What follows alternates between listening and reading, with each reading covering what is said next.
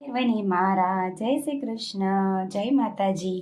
આપ સર્વેનું મારી યુટ્યુબ ચેનલમાં હાર્દિક સ્વાગત છે.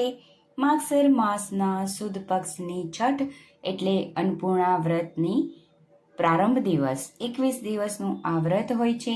તો આજે આપણે અન્નપૂર્ણા વ્રત કથા મહાત્મય વિધિ શ્રવણ કરીશું. તો વિડીયોને અંત સુધી જરૂરથી નિહાળજો. અને જો ચેનલમાં નવા હોય અને ચેનલને સબસ્ક્રાઈબ ના કરી હોય તો જલ્દીથી કરી લેજો. અન્નપૂર્ણા વ્રતની વિધિ. માગશર માસના સુદ પક્ષની છઠના દિવસે પ્રાતઃકાળે સ્નાનાદિથી પરવારી સૂતરના દોરાની 21 શેર લઈ 21 ગાંઠ વાળવી.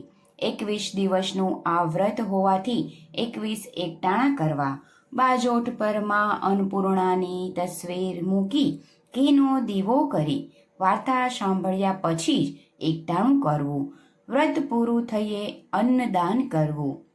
આ વ્રતના પ્રતાપે દુઃખ દરિદ્ર ટળે છે, મૂર્ખ જ્ઞાનમાં પામે છે અને અંધને આંખ મળે છે, વાંઝાને સંતાન મળે છે. આ વ્રતનો મહિમા અપરંપાર છે. વ્રત કરનારે વ્રતનો ભંગ ન થાય એનું ખાસ ધ્યાન રાખવું. જો ભૂલથી ખવાયું હોય તો બીજા દિવસે નકરડો ઉપવાસ કરવો. આમ આ ખૂબ જ પાવનકારી વ્રત આપણે માં અન્નપૂર્ણાને સમર્પિત કરીએ છીએ. વિધિ વિધાનથી આ વ્રત કરી આપણે દુઃખ દારિદ્ર સર્વે દુઃખોથી દૂર થઈ અને માં અન્નપૂર્ણાની કૃપાથી સુખમય જીવન પસાર કરીએ તથા સદાયને માટે માં અન્નપૂર્ણાની કૃપા આપણા પર વરસી રહે. હવે આપણે અન્નપૂર્ણા વ્રતની વાર્તા શ્રવણ કરીએ. કાશી નગરીમાં એક બ્રાહ્મણ અને બ્રાહ્મણી રહેતા હતા. તેઓ ખૂબ જ ગરીબ હતા. તેઓ ભિક્ષાવૃત્તિ કરી જાનું પોતાનું ગુજરાન ચલાવતા હતા. પરંતુ તેમના નસીબ સારા ન હોવાથી ગમે તેટલી ભિક્ષાવૃત્તિ કરવા જાય તો પણ બંને ગુજરાન ચાલે તેટલી ભિક્ષા આવતી નહીં. એક દિવસ બ્રાહ્મણ ભિક્ષા લેવા માટે જતો હતો. ત્યારે બ્રાહ્મણીએ કહ્યું કે આજે ભિક્ષા માટે જવું નથી, કારણ કે તમે ભિક્ષા માંગી અને આવો છતાં આપણું ગુજરાન ચાલતું નથી. માટે કોઈ પ્રભુ કે દેવી ઉપર શ્રદ્ધા રાખી તેની સેવા પૂજા કરો, તો તમારા સામો પ્રભુ કે માતાજી જરૂર જોશે અને આપણા નસીબ આડેનું પાંદડું ખસી જશે. તેથી બ્રાહ્મણને વાત સાચી લાગી. તેને બીજી બાજુ મા દેવી અન્નપૂર્ણાનું મંદિર હતું. તેની શ્રદ્ધાથી એક ચિત્તે પ્રાર્થના કરવા લાગ્યા. આમ કરતા ભૂખ્યા પેટે તેને મંદિરમાં 3 દિવસે બ્રાહ્મણને માતા અન્નપૂર્ણા પ્રસન્ન થયા અને કહ્યું કે તું મારું વ્રત શ્રદ્ધાપૂર્વક કરજે, તારું દુઃખ દૂર થશે. ત્યારે બ્રાહ્મણે કહ્યું કે માતાજી, તમારું વ્રત કેવી રીતે થાય તેની તમે મને વિધિ કહો. ત્યારે માતાજીએ કહ્યું કે અહીંથી થોડે દૂર જઈ પૂર્વમાં એક સરોવર છે. ત્યાં ઘણી બહેનો વ્રત કરતી હશે. તે તમે તેની વિધિ જરૂર કહેશે. આ સાંભળી બ્રાહ્મણ માતાજીને પગે લાગી ઘેરે આવ્યો. બ્રાહ્મણીને બધી જ વાત કરી. ત્યારે બ્રાહ્મણીએ ખુશ થઈ અને વ્રત કરવાની રજા આપી. પછી બ્રાહ્મણ તો પૂર્વ દિશામાં ચાલ્યા જાય છે. 3-4 દિવસ ચાલ્યા બાદ એક સરોવર આવે છે. કેટલીક બહેનો સરોવર પાળે પૂજા કરતી જોઈ અને તે ત્યાં જઈ પૂછે છે કે બહેનો, તમે કોનું વ્રત કરો છો? ત્યારે એક બહેન બોલી, ભાઈ, અમે માતા અન્નપૂર્ણાનું વ્રત કરીએ છીએ. બ્રાહ્મણે કહ્યું કે એ વ્રત કરવાથી શું લાભ થાય અને તે વ્રત કેવી રીતે થાય તે મને કહો. ત્યારે એક બહેન બોલી, આ વ્રત કરવાથી દુખિયાના દુઃખ ટળે, રોગીના રોગ મટે, સંતાન વિહોણું ઘરે હોય તો પારણે બંધાય અને નિર્ધનને ધન મળે. વ્રત કરનારની દરેક મનોકામના પૂર્ણ થાય છે. હવે આ વ્રતની વિધિ સાંભળો.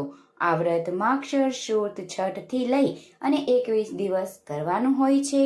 વ્રત કરનારે સૂતરના દોરાની 21 શેર લઈ અને 21 ગાંઠ મારવી. 21 દિવસ એકટાણું કરવું અને બને તો ઉપવાસ કરવો. 21 દિવસ પૂરા થતાં જ વ્રતનું ઉજવણું કરવું અને યથાશક્તિ પુણ્યદાન કરવું. આ વ્રત દરેક સ્ત્રી પુરુષ કરે. તમે પણ માનો દોરો લઈ અન્નપૂર્ણાનો જાપ જપતા જપતા માનું વ્રત કરો. તમારી મનોકામનાઓ માતાજી જરૂર પૂરી કરશે. બ્રાહ્મણ તો ઘરે આવી વ્રતની વિધિ કરી વ્રત કરવા માંડ્યા અને વ્રતના પ્રથમ દિવસે જ બંને પતિ પત્ની આનંદથી બહાર વાતો કરતા બેઠા હતા. ત્યારે એકાએક પોતાનું રહેવાનું ઘર પડ્યું. પરંતુ આમાં માની જરૂર કોઈ મહેચ્છા હશે. તમે માની બંને પતિ પત્નીએ ઘરનો કાટ માળ દૂર કરવા માંગતા હોય તો સોના મહોરથી ભરેલા એક ચરુ મળ્યો. એમાંથી 2-4 સોના મહોરો વેચતા તેમાંથી ઘણા જ પૈસા આવ્યા. તેમાંથી પતિ પત્ની નવું સરસ મકાન બનાવે છે. એક દિવસ બ્રાહ્મણીએ પોતાના પતિને કહ્યું કે માતાજી તમને ઘણું જ ધન આપ્યું છે, તો ધનના વાપરવાની ખોટ છે. તમે મારું કહ્યું માનો અને તમે બીજી પત્ની લાવો. ત્યારે બ્રાહ્મણ ના પાડી. ત્યારે બ્રાહ્મણી કહે છે કે તમને લાગે છે કે જો તમે બીજી પત્ની લાવશો તો મને દુઃખ પડશે, તો તમે એક બીજું મકાન લઈ આપો અને કાયમ માટેની ખોરાકી બાંધી દે, તેથી મને સારી ચિંતા નહીં રહે. આમ ઘણી જ સમજાવટના અંતે તે બીજી પત્ની લાવ્યો. તેથી જૂની પત્ની નવા મકાનમાં રહેવા લાગી અને જૂના મકાનમાં નવી પત્ની અને જૂના મકાનમાં નવી પત્ની અને તેના પતિ રહેવા લાગ્યા. એવામાં માગશર માસ આવતા બ્રાહ્મણને અન્નપૂર્ણામાનું વ્રત કરવાનો દિવસ આવ્યો. તેથી તે જૂની પત્નીના ઘરે ગયો. પતિ પત્નીએ સાથે અન્નપૂર્ણામાનો દોરો લીધો, વ્રત કરવા લાગ્યા. આ વ્રત નવી પત્નીને ન ગમતા પોતાના પતિ કે નિંદ્રાધીન હતા ત્યારે તેના ગળામાં બાંધેલા માતાજીનો દોરો તે સગડીમાં નાખી દીધો અને તેવો જ માનો કોપ થયો. તેથી તેમના મકાનનો એક આગ લાગી અને બંને માંડ માંડ બચી અને બહાર આવ્યા. માના આશીર્વાદ મેળવવા અપાર વૈભવ નાશ પામ્યો. આ બાજુ નવી પત્ની સુખથી સગી હોવાને તે પોતાના પિયર રહેવા ચાલી ગઈ અને બ્રાહ્મણનો ઉદાસ થઈ બેઠો હતો. આ વાતની પોતાની જૂની પત્નીને ખબર પડતા જ તે આવી અને પોતાના પતિને તેના ઘરે લઈ જઈ પોતાના ગળામાં હતો તે દોરો પોતાના પતિના ગળામાં નાખ્યો અને મા અન્નપૂર્ણા ચરણોમાં પડી માફી માંગી. શ્રદ્ધા અને ભક્તિથી પ્રાર્થના કરવા લાગ્યા. આથી માતાજી પ્રસન્ન થયા અને રાતે બ્રાહ્મણને સ્વપ્નમાં આવી અને કહ્યું કે તારે સંતાનની ખોટ હતી તો મને કહેવું હતું ને, તે નવી પત્ની શા માટે લાવી? જા, હું તારી ઉપર પ્રસન્ન થઉં છું અને 9 માસ પછી તારી જૂની પત્નીના પેટે પુત્ર થશે. અને માતા મુખે સરસ્વતીએ મંત્ર લાખ્યો, તેથી તારી ખ્યાતિ પણ દેશ પરદેશ વધશે. હવે બીજી વાર ભૂલ ન કરતો.